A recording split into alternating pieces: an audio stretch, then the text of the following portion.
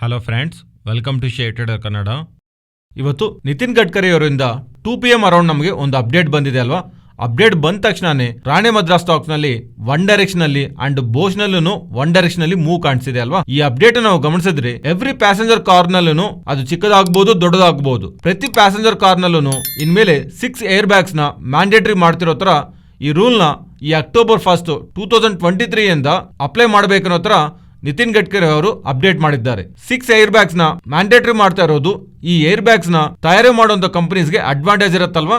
ಅದರಿಂದಾನೆ particularly Rane group under ಇರುವಂತ subsidiary Rane TRW ಇವರು manufacture ಮಾಡ್ತಿರ್ತಾರೆ ಈ ಏರ್ ಬ್ಯಾಗ್ಸ್ ಅನ್ನೋದು. ಇವ್ರ ಅಂಡರ್ ನಲ್ಲಿ ಇರುವಂತಹ ಸಬ್ಸಿಡರಿ ಅಂಡ್ ಈ ಕಂಪನಿನಲ್ಲಿ ಇವರಿಗೆ 50% ವರೆಗೂ ಶೇರ್ ಇದೆ. ಚೆನ್ನೈನಲ್ಲಿ ಇವರಿಗೆ one of the largest assembling unit air bags assembling unit ಇದೆ. ಹಾಗೆ ಏರ್ ಬ್ಯಾಗ್ಸ್ ರಿಲೇಟೆಡ್ ಆಗಿ ತಗೊಂತಿರುವಂತಹ ಡಿಸಿಷನ್ ಫರ್ದರ್ ಆಗಿ ಇವರ ಸಬ್ಸಿಡರಿ ಅಂಡ್ ಇಂಡೈರೆಕ್ಟ್ ಆಗಿ ಇವ್ರಿಗೇನು ಪಾಸಿಟಿವ್ ಇಂಪ್ಯಾಕ್ಟ್ ಮಾಡುತ್ತಲ್ವಾ.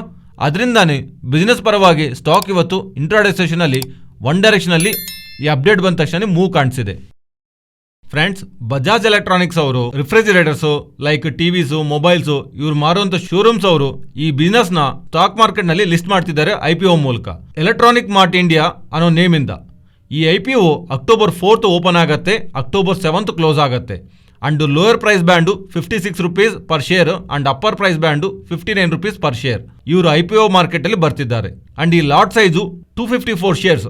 ಇದು ಮಾರ್ಕೆಟ್ ಅಲ್ಲಿ ಲಿಸ್ಟ್ ಆಗುವಂತ date October 17 and nearly 15,000 rupees ನಿಮ್ಮ ಹತ್ರ ಇದ್ರೆ ಒಂದು ಲಾಟ್ ನೀವು ಅಪ್ಲೈ ಮಾಡಬಹುದು. And as of now grey market premium around 18 to 20% ಹತ್ರ ಮೇಂಟೈನ್ ಆಗ್ತಿದೆ. ಮೀನ್ಸ್ 35 to 40% ಹತ್ರ ಲಿಸ್ಟಿಂಗ್ ಗೈನ್ಸ್ ಈ IPO ಇರೋ ಹತ್ರ ಚಾನ್ಸಸ್ ಇದೆ. ನೋಡೋಣ ಇನ್ನು ಫರ್ದರ್ ಆಗಿ ಮಾರ್ಕೆಟ್ ಅಲ್ಲಿ ಯಾವ ತರ ಮೂವ್ ಇರುತ್ತೆ.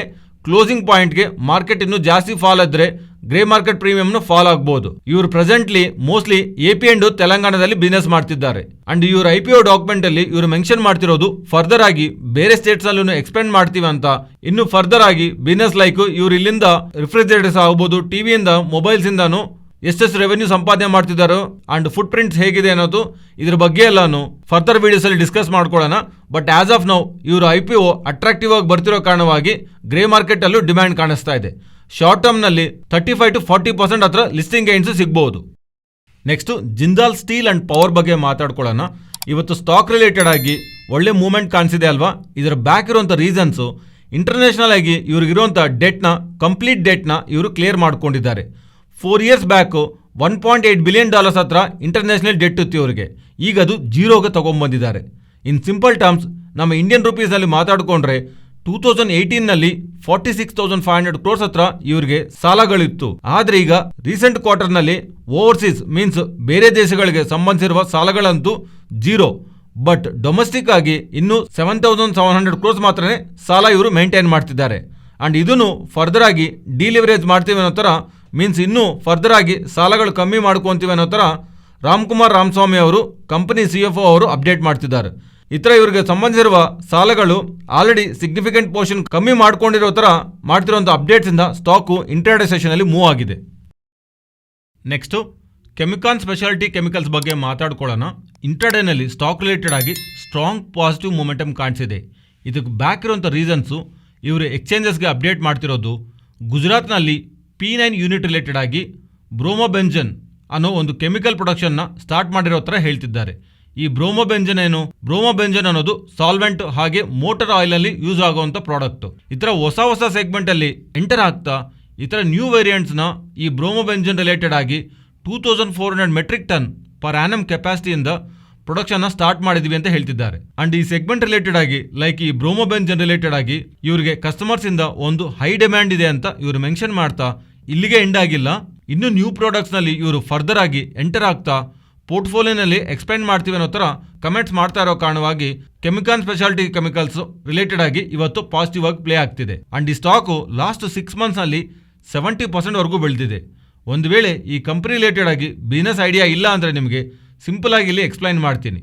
ಇವರು ಫಾರ್ಮಾಸ್ಯೂಟಿಕಲ್ ಇಂಡಸ್ಟ್ರಿ ರಿಲೇಟೆಡ್ ಆಗಿ ಕೆಮಿಕಲ್ಸ್ ನ ತಯಾರು ಮಾಡ್ತಾ ಇರ್ತಾರೆ. And oil well completion related ಆಗಿ ಇವರು ಕೆಮಿಕಲ್ಸ್ ನ ತಯಾರು ಮಾಡ್ತಾ ಇರ್ತಾರೆ. ಅಂಡ್ ಈ ಸೆಮಿ ಕಂಡಕ್ಟರ್ಸ್ ರಿಲೇಟೆಡ್ ಆಗಿ ಬೂಮ್ ಕಾಣಿಸ್ತಾ ಇದೆ ಅಲ್ವಾ, ಆವಾಗ ಈ ಕೆಮಿಕಾನ್ ಹೆಸರು ನಮಗೆ ಕೇಳಿಸ್ತಾ ಬಂತಲ್ವಾ. ಇದಕ್ಕೆ ರೀಸನ್ ಇಂಡಿಯಾನಲ್ಲಿ HMDS ನ ಓನ್ಲಿ ಇವರೊಬ್ಬರೇ ಮ್ಯಾನುಫ್ಯಾಕ್ಚರ್ ಮಾಡ್ತಿರೋಂಥ ಕಂಪನಿ ಇದೊಂದೇ. ಅಂಡ್ ಓವರ್ ಆಲ್ ಆಗಿ ಗ್ಲೋಬಲ್ ಆಗಿ ಇದು ಥರ್ಡ್ ಲಾರ್ಜೆಸ್ಟ್ ಕಂಪನಿ ಈ HMDS ಸೆಮಿಕಂಡಕ್ಟರ್ ಮ್ಯಾನುಫ್ಯಾಕ್ಚರಿಂಗ್ ನಲ್ಲಿ. ಈ HMDS ಸೆಮಿಕಂಡಕ್ಟರ್ಸ್ ಒಂದು ಕೋಟಿಂಗ್ ನಲ್ಲಿ ಯೂಸ್ ಆಗ್ತಾ ಇರುತ್ತೆ. And even CMIC products related ಆಗಿನೂ ಗ್ಲೋಬಲ್ ಆಗಿ ಸೆಕೆಂಡ್ ಲಾರ್ಜೆಸ್ಟ್ ಪ್ಲೇಯರ್ ಅಂಡ್ ಇಂಡಿಯಾನಲ್ಲಿ ಟಾಪ್ ಪ್ಲೇಯರು ಇವರೇ. ಅದರಿಂದ ಸ್ವಲ್ಪ ಪರ್ಟಿಕ್ಯುಲರ್ ಪ್ರಾಡಕ್ಟ್ಸ್ ರಿಲೇಟೆಡ್ ಆಗಿ ಇವರಿಗೆ ಮೋನೋಪಲಿ ಇದೆ. ಅಂಡ್ ಇನ್ನೂ ಇವರು ಫರ್ದರ್ ಆಗಿ ಸೆಗ್ಮೆಂಟ್ಸ್ ಅಲ್ಲಿ ಎಂಟರ್ ಆಗ್ತಾ ಇನ್ನೂ ಬಿಸ್ನೆಸ್ ಜಾಸ್ತಿ ಮಾಡ್ಕೊಂತೀವಿ ಅಂತ ಹೇಳ್ತಿರೋಂಥ ಸ್ಟೇಟ್ಮೆಂಟ್ಸು ಸ್ಟಾಕ್ ಇಷ್ಟೊಂದು ಮೂವ್ ಮಾಡ್ತಾ ಇದೆ. ಇಲ್ಲಿಗೆ ಕೆಮಿಕಲ್ ಸ್ಟಾಕ್ಸ್ ಆಗೋಗಿಲ್ಲ. ಇನ್ನೂ ಒಂದು 4 chemical stocks like Tata chemicals, SRF, Deepak nitrate and Aarti industries related ಆಗಿನೂ ಮೋರ್ಗಾನ್ ಸ್ಟ್ಯಾನ್ಲಿ ಅವರು ನಿಯರ್ಲಿ 55 ಪೇಜಸ್ ಇರೋ ಒಂದು ನೋಟ್ನ ರಿಲೀಸ್ ಮಾಡಿದ್ದಾರೆ.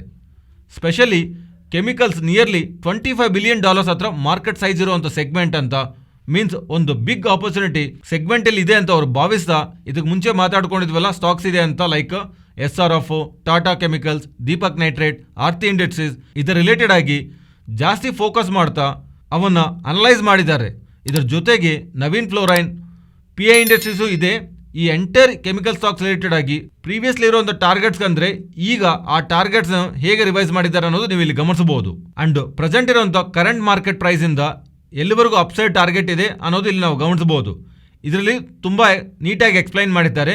ಯಾರಾದರೂ ಕ್ಯಾಪಿಟಲ್ ಎಕ್ಸ್ಪೆಂಡಿಚರ್ ಮಾಡಬೇಕಂತ ಅನ್ಕೊಂತಿದ್ದಾರೆ, ಆ ಕ್ಯಾಪಿಟಲ್ ಎಕ್ಸ್ಪೆಂಡಿಚರ್ ಸರಿಯಾಗಿ ಮಾಡ್ತಿರೋದು ಯಾರು, ಸ್ಲೋ ಡೌನ್ ಮಾಡ್ತಿರೋರು ಯಾರು, ಅಂಡ್ ಅನ್ಕೊಂಡಿರೋ ಟೈಮ್ಗೆ ಮಾಡ್ತಿದ್ದಾರಾ, ಇನ್ನು ಡಿಲೇ ಆಗ್ತಿರೋದು ಯಾರಿಗೆ, ಅಂಡ್ ಯಾರ್ಯಾರ ಪ್ರಾಡಕ್ಟ್ಸ್ಗೆ ಎಷ್ಟೆಷ್ಟು ಡಿಮ್ಯಾಂಡ್ ಇದೆ, ಪರ್ಟಿಕ್ಯುಲರ್ಲಿ ಮಾರ್ಜಿನ್ ಪ್ರೆಷರ್ ಯಾರ ಮೇಲೆ ಕಾಣಿಸ್ತಾ ಇದೆ, ಅಂಡ್ ಫ್ಯೂಚರ್ನಲ್ಲಿ ಯಾವ ಕಂಪನೀಸ್ಗೆ ಒಂದು ಪ್ರಾಡಕ್ಟ್ ಸ್ಟೆಬಿಲಿಟಿ ಇರೋದಕ್ಕೆ ಪಾಸಿಬಿಲಿಟಿ ಇದೆ, ಇವೆಲ್ಲಾನು ಒಂದು 55 ಪೇಜಸ್ PDF ನಲ್ಲಿ ಒಂದು ನೋಟ್ ನಲ್ಲಿ ಎಕ್ಸ್ಪ್ಲೈನ್ ಮಾಡಿದ್ದಾರೆ. ಈ ಎಂಟೈರ್ ಎಲ್ಲ ಸ್ಟಾಕ್ಸ್ಗೆಲ್ಲಾನು ಇವರು ಟಾಪ್ ಪಿಕ್ ಆಗಿ ನೋಡ್ತಿರೋದು SRF ನ. ಪ್ರೀವಿಯಸ್ಲಿ ಓವರ್ ವೈಟೇ ಇತ್ತು, ಆದ್ರೆ ಸ್ಟ್ರಾಂಗ್ ರೇಟಿಂಗ್, ಪಾಸಿಟಿವ್ ರೇಟಿಂಗ್ ಕೊಟ್ಟಿದ್ದಾರೆ. ಈಗಲೂ ಸೇಮ್ ರೇಟಿಂಗ್ ಮೇಂಟೈನ್ ಮಾಡ್ತಾ ಇಲ್ಲಿಂದ 42% ನೆಕ್ಸ್ಟ್ 12 ಮಂತ್ಸ್ಗೆ ಮೂವ್ ಇರುತ್ತೆ ಅನ್ನೋ ಥರ ಎಕ್ಸ್ಪೆಕ್ಟ್ ಮಾಡ್ತಾ ಪ್ರೀವಿಯಸ್ಲಿ ಕೊಟ್ಟಿರೋಂಥ ಟಾರ್ಗೆಟು 2757, ಈಗ ಇಲ್ಲಿಂದ 3571ಗೆ ಅಪ್ಗ್ರೇಡ್ ಮಾಡ್ತಿದ್ದಾರೆ. ಅಂಡ್ ಇವರು ನೆಕ್ಸ್ಟ್ ಪ್ರಿಫರ್ಡ್ ಪಿಕ್ ಆಗಿ ಟಾಟಾ ಕೆಮಿಕಲ್ಸ್ ನೋಡ್ತಿದ್ದಾರೆ. ಇವರು ಸೋಡಾ ಅಂಡ್ ಆಶ್ ರಿಲೇಟೆಡ್ ಆಗಿರುವಂತ ಪ್ರೈಸ್ ಸ್ಟೆಬಿಲಿಟಿ ರೀಸೆಂಟ್ ಕ್ವಾರ್ಟರ್ ನಲ್ಲಿ ಬೇರೆ ಕೆಮಿಕಲ್ ಕಂಪನಿ ಸ್ವಲ್ಪ ಸ್ಟ್ರಗಲ್ ಆಗ್ತಾ ಇದ್ರೆ ಟಾಟಾ ಕೆಮಿಕಲ್ಸ್ ಅವರು ಕಾಸ್ಟ್ ಕಂಟ್ರೋಲಿಂಗ್ ಮೆಜರ್ ಇಂದ ಮಾರ್ಜಿನ್ ಸ್ಟೆಬಿಲೈಸ್ ಮಾಡಿದ್ದಾರೆ. ಅದರಿಂದ ಈ ರೀಸನ್ ಇಂದ ಟಾಟಾ ಕೆಮಿಕಲ್ಸ್ ಸೆಕೆಂಡ್ ಪ್ರಿಫರ್ಡ್ ಪಿಕ್ ಆಗಿ ನೋಡ್ತಾ ಪ್ರೀವಿಯಸ್ಲಿ ಅಂಡರ್ ವೆಯ್ಟ್ ಮೀನ್ಸ್ ಅಷ್ಟು ದೊಡ್ಡದಾಗಿ ಪರ್ಫಾರ್ಮ್ ಮಾಡಲ್ಲ ಅಂತ ಅನ್ಕೊಂಡು ಸ್ಟಾಕ್ ನ ಡೌನ್ ಗ್ರೇಡ್ ಮಾಡಿದ್ರು. ಆದ್ರೆ ಈಗ ಅದನ್ನು ಓವರ್ ರೈಟ್ ಮೀನ್ಸ್ ಫರ್ದರ್ ಆಗಿ ಪರ್ಫಾರ್ಮ್ ಮಾಡುತ್ತೆ ಅಂತ ರೇಟಿಂಗ್ ಟಾರ್ಗೆಟ್ ನು 850 ಇಂದ 1390ಗೆ ಇಂಪ್ರೂವ್ ಮಾಡ್ತಾ ಪ್ರೀವಿಯಸ್ ಕ್ಲೋಸಿಂಗ್ ಪ್ರೈಸ್ ಇಂದ ನಿಯರ್ಲಿ 24% ಹತ್ರ ಅಪ್ಸೈಡ್ಗೆ ಮೂವ್ ಮಾಡಿದ್ದಾರೆ. ನೆಕ್ಸ್ಟ್ ಆರ್ತಿ ಇಂಡಸ್ಟ್ರಿ ರಿಲೇಟೆಡ್ ಆಗಿ ಡಬಲ್ ಡೌನ್ ಗ್ರೇಡ್ ಮಾಡ್ತಿದ್ದಾರೆ. ಅದಕ್ಕೆ ಮುಂಚೆ ಬೆಸ್ಟ್ ಪರ್ಫಾರ್ಮ್ ಮಾಡುತ್ತೆ ಅಂತ ಅನ್ಕೊಂಡದ ಅವರು ಈ ಸಲ ನ್ಯೂಟ್ರಲ್ಲೂ ಅಲ್ಲದೆ ವರ್ಸ್ಟ್ ಪರ್ಫಾರ್ಮ್ ಮಾಡುತ್ತೆ ಅಂತ ಅದಕ್ಕೆ ಡೌನ್ ಗ್ರೇಡ್ ಮಾಡ್ತಾ ಟಾರ್ಗೆಟ್ನು ಕಟ್ ಮಾಡ್ತಾ ಪ್ರೆಸೆಂಟ್ ಇರುವಂಥ ಪ್ರೈಸಿಂದ ಇನ್ನೊಂದು 16 to 17% ಫಾಲ್ ಆಗುತ್ತೆ ಅನ್ನೋ ಥರ ಅವ್ರ ವ್ಯೂನ ಶೇರ್ ಮಾಡಿದ್ದಾರೆ. ಈವನ್ ದೀಪಕ್ ನೈಟ್ರೇಟ್ ರಿಲೇಟೆಡ್ ಆಗನು ಒಂದು ಸ್ಟೆಪ್ ಡೌನ್ ಗ್ರೇಡ್ ಮಾಡ್ತಾ 17% ಸ್ಟಾಕ್ ಪ್ರೈಸ್ನಲ್ಲಿ ಫಾಲ್ ಇರಬಹುದು ಅನ್ನೋ ಥರ ಡೌನ್ ಸೈಡ್ಗಂತೂ ರೇಟಿಂಗ್ ಕೊಡ್ತಿದ್ದಾರೆ. ಈ ಕೆಮಿಕಲ್ ಕಂಪನೀಸ್ ರಿಲೇಟೆಡ್ ಆಗಿ new investment cycles and Europe ಅಲ್ಲಿ ನಡೆದಿರುವಂತಹ ಅನ್ಸರ್ಟನಿಟಿ, ಯಾರಿಗೆ ಡಿಮ್ಯಾಂಡ್ ಇದೆ, ಇದರ ರಿಲೇಟೆಡ್ ಆಗಿರುವಂತಹ ಕೀ ರಿಸ್ಕ್ ಏನು ಅಂಡ್ ಇದರ ರಿಲೇಟೆಡ್ ಆಗಿರುವಂತಹ ವ್ಯಾಲ್ಯೂಯೇಷನ್ಸ್ ಇವೆಲ್ಲಾನು ಒಂದು PDF ಅಲ್ಲಿ ಎಕ್ಸ್ಪ್ಲೈನ್ ಮಾಡಿದ್ದಾರೆ. ಇಫ್ ಇನ್ ಕೇಸು ನಿಮ್ಗೆ ಏನಾದ್ರು ಫ್ರೀ ಟೈಮ್ ಇದ್ದು ಓದ್ಬೇಕು ಅನ್ಕೊಂಡ್ರೆ ಮಾತ್ರ ನೀವು ಟೆಲಿಗ್ರಾಮ್ ಚಾನಲ್ ಅಲ್ಲಿ ಈವ್ನಿಂಗ್ ಅರೌಂಡ್ 7 PM ಅಲ್ಲಿ ನಿಮ್ಗೊಂದು PDF ಕಾಪಿ ಇದೆ, ನೀವು ಅದನ್ನ ಡೌನ್ಲೋಡ್ ಮಾಡಿ ಆಕ್ಸೆಸ್ ಮಾಡಿ ಫುಲ್ ಡೀಟೇಲ್ಸ್ ಆಗಿ ಓದಬಹುದು. ನೆಕ್ಸ್ಟ್ ನೈಕಾ ಬಗ್ಗೆ ಮಾತಾಡ್ಕೋಬೇಕು. ನೈಕಾ ಅವರು ಅಕ್ಟೋಬರ್ 3ನಲ್ಲಿ ಬೋರ್ಡ್ ಸಮಾವೇಶ ಕಂಡಕ್ಟ್ ಮಾಡಿ ಬೋನಸ್ ಶೇರ್ ರಿಲೇಟೆಡ್ ಆಗಿ ಡಿಸಿಷನ್ ತಗೊಂತೀವಿ ಅಂತ ಹೇಳಿದ್ದಾರೆ. ಮಾರ್ಕೆಟ್ಗೆ ಮುಂಚೆನೇ ಬಂದಿರುವಂಥ ಅಪ್ಡೇಟಿಂದ ಸ್ಟಾಕ್ ಓಪನಿಂಗ್ ಟೈಮ್ನಲ್ಲಿ 1340 ಹತ್ರ ಗ್ಯಾಪ್ ಅಪ್ ಆಗ್ತಾ ಓವರ್ ಆಲ್ ನಿಯರ್ ಟು 1% ಹತ್ರ ಪಾಸಿಟಿವ್ ಆಗಿ ಎಂಡ್ ಆಗಿದೆ. ನೆಕ್ಸ್ಟು ಜೊಮೊಟೊ ಬಗ್ಗೆ ಮಾತಾಡ್ಕೊಳ್ಳೋಣ. ಇಂಟ್ರಾಡೇನಲ್ಲಿ ತುಂಬ ಸ್ಟ್ರಾಂಗ್ ಆಗಿ ಮೂವ್ ಆಗಿದೆ ಅಲ್ವಾ ಸ್ಟಾಕು. ಬ್ಯಾಕ್ ಇರುವಂಥ ರೀಸನ್ಸ್ ಗಮನಿಸಿದ್ರೆ ಜೊಮೊಟೊ ಮ್ಯಾನೇಜ್ಮೆಂಟ್ ಅವರು ಇಂಟರ್ಸಿಟಿ ಫುಡ್ ಡೆಲಿವರಿ ಬಿಸ್ನೆಸ್ ಇದೆ ಅಲ್ವಾ, ಈ ಇಂಟರ್ಸಿಟಿ ಫುಡ್ ಡೆಲಿವರಿ ಬಿಸ್ನೆಸ್ ಅನ್ನೋದು ಯೂಶುವಲ್ ಆಗಿ ನಾವು ಒಂದು ಸಿಟಿನಲ್ಲಿ ಇದೀವಿ, ಇನ್ನೊಂದು ಸಿಟಿಲಿರುವಂಥ ಫುಡ್ನ ಈ ಫುಡ್ ಡೆಲಿವರಿ ಪ್ಲಾಟ್ಫಾರ್ಮ್ ಮೂಲಕ ಆರ್ಡರ್ ಮಾಡ್ತಾ ಇರ್ತೀವಿ. ಆದ್ರೆ ಇದು ಹೊಸದಾಗಿ ಈ ಕಂಪನೀಸ್ ಫುಡ್ ಡೆಲಿವರಿ ಕಂಪನೀಸ್ ಒಂದು ಸಿಟಿಲಿದ್ದು ಫುಡ್ ಡೆಲಿವರಿ ಪ್ಲಾಟ್ಫಾರ್ಮ್ ಮೂಲಕ ಇನ್ನೊಂದು ಸಿಟಿಯಿಂದ ಆರ್ಡರ್ ಮಾಡಬಹುದು. ಈ ತರ ಹೊಸದಾಗಿ ಕಂಪನಿ ಫುಡ್ ಡೆಲಿವರಿ ಕಂಪನೀಸ್ ಈ ತರ ಸರ್ವಿಸ್ ನ ತಗೊಂಡ್ಬಂದಿದ್ದಾರೆ. ಈ ತರ ಹೊಸದಾಗಿ ಇಂಟ್ರೊಡ್ಯೂಸ್ ಮಾಡಿದಾರಲ್ವಾ ಈ ಕಾನ್ಸೆಪ್ಟ್ ನ, ಇದ್ರ ರಿಲೇಟೆಡ್ ಆಗಿ ಜೊಮೊಟೊ ಅವರು ಮಾತಾಡ್ತಾ ಈ ಇಂಟರ್ಸಿಟಿ ಡೆಲಿವರಿ ಫ್ಯೂಚರ್ ನ ನಾವು ತಗೊಂಡ್ ಬಂದಿದೀವಲ್ವಾ, ಇದನ್ನು ಹೇಗೆ ಡಿಸೈನ್ ಮಾಡಿದ್ವಿ ಅಂದ್ರೆ ಇದು ಮೋಸ್ಟ್ಲಿ ನಮಗೆ ಪ್ರಾಫಿಟ್ಸ್ ಹತ್ತಿರದಲ್ಲಿ ಕೊಡೋ ತರನೇ ನಾವು ಡಿಸೈನ್ ಮಾಡಿದ್ವಿ.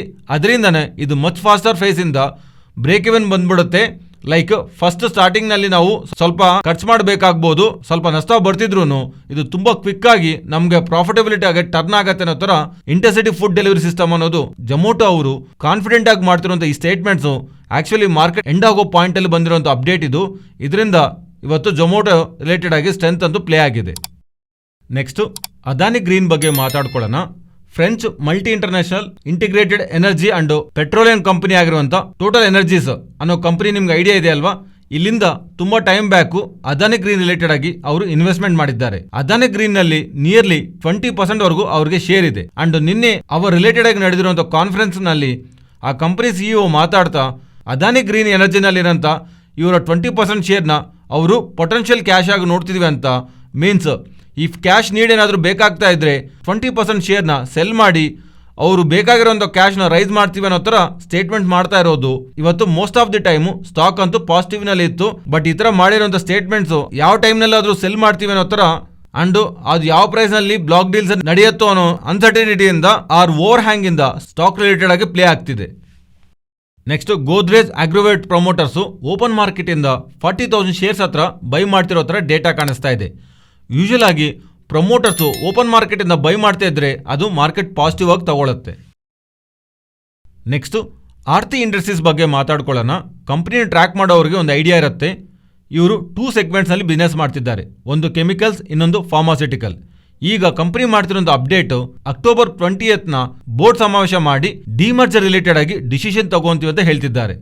ಮೀನ್ಸ್ ಈಗಿರುವಂಥ ಆರ್ತಿ ಇಂಡಸ್ಟ್ರೀಸ್ ನಲ್ಲಿ ಕೆಮಿಕಲ್ ಬಿಸ್ನೆಸ್ ಹಾಗೆ ಇಡ್ತಾ ಆರ್ತಿ ಫಾರ್ಮಾ ಲ್ಯಾಬ್ಸ್ ರಿಲೇಟೆಡ್ ಆಗಿ ಇವರು ಫಾರ್ಮಾ ಬಿಸ್ನೆಸ್ ನ ಡಿಮರ್ಜರ್ ಮಾಡಿ ಇನ್ನೊಂದು ಸಪರೇಟ್ ಎಂಟಿಟಿ ಆಗಿ ಮಾರ್ಕೆಟ್ ನಲ್ಲಿ ಲಿಸ್ಟ್ ಮಾಡ್ತೀವಿ ಅಂತ ಹೇಳ್ತಿದ್ದಾರೆ.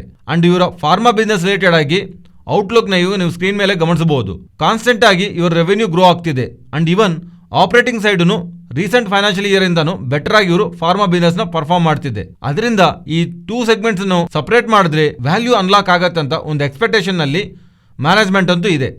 ಫ್ರೆಂಡ್ಸ್, ಮತ್ತೆ ಇದು ಜ್ಞಾಪಕ ಇಟ್ಕೊಳ್ಳಿ, ಈ ಥರ ಡಿಮರ್ಜ್ ಆಗ್ತಿರೋಂಥ ಕಂಪನಿಗೆ ಲಿಸ್ಟ್ ಆಗೋದಕ್ಕೆ ಟೈಮ್ ಆಗುತ್ತೆ. ಮ್ಯಾನೇಜ್ಮೆಂಟ್ ಹೇಳ್ತಿರೋದು ಅಕ್ಟೋಬರ್ 20 ಅಲ್ವಾ ರಿಕಾರ್ಡ್ ಡೇಟು. ಆ ರಿಕಾರ್ಡ್ ಡೇಟ್ ಆದಮೇಲೆ nearly 60 days means year ending time December ಆ ಟೈಮ್ನಲ್ಲಿ Aarti pharma limited R pharma labs ಅನ್ನೋದು ಕಂಪನಿ ಮಾರ್ಕೆಟ್ನಲ್ಲಿ ಲಿಸ್ಟ್ ಆಗುತ್ತೆ ಅನ್ನೋ ಥರ ಮ್ಯಾನೇಜ್ಮೆಂಟಿಂದ ಅಪ್ಡೇಟ್ಸ್ ಕಾಣಿಸ್ತಾ ಇದೆ. ಇದು ಫ್ರೆಂಡ್ಸ್ ಇವತ್ತಿನ ವಿಡಿಯೋ. ಈ ವಿಡಿಯೋನಲ್ಲಿ ನಾವು ಶೇರ್ ಮಾಡಿರೋಂಥ ಕಂಟೆಂಟ್ ವ್ಯಾಲ್ಯೂಬಲ್ ಆಗಿದ್ದರೆ ತಪ್ಪದೇ ನಮ್ಮ ಚಾನಲ್ನ ಸಬ್ಸ್ಕ್ರೈಬ್ ಆಗಿ ಆ್ಯಂಡ್ ಬೆಲೈಕಾನ್ ಕ್ಲಿಕ್ ಮಾಡಿ ಆಲ್ ನೋಟಿಫಿಕೇಷನ್ಸ್ ಆ್ಯಕ್ಟಿವೇಟ್ ಮಾಡ್ಕೊಳ್ಳಿ. ಈ ಡೇಟಾ ನಿಮ್ಮ ಫ್ರೆಂಡ್ಸ್ ಆ್ಯಂಡ್ ಫ್ಯಾಮಿಲಿ ಮೆಂಬರ್ಸ್ಗೆ ಯೂಸ್ ಆಗತ್ತೆ ಅಂದರೆ ಶೇರ್ ಮಾಡೋದಕ್ಕೆ ಪ್ರಯತ್ನ ಮಾಡಿ. Thank you.